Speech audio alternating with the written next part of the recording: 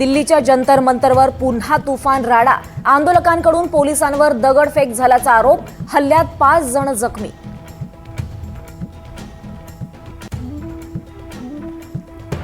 संसदेच्या पावसाळी अधिवेशनाचा आज चौथा दिवस। गेले 3 दिवस विरोधकांच्या गदारोळामुळे दोन्ही सभागृहांचं कामकाज तहकूब।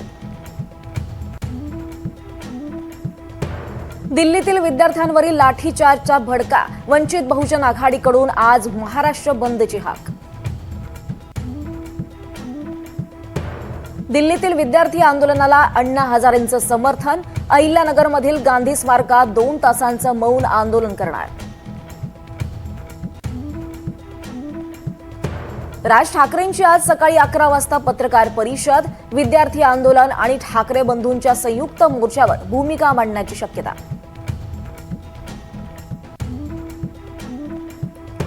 अशोक खरात प्रकरणी रुपाली चाकणकरांकडून मानहानीचा दावा दाखल। अंधारे, दमानिया, रुपाली ठोंबरेंसह 25 जणांना बजावली नोटीस।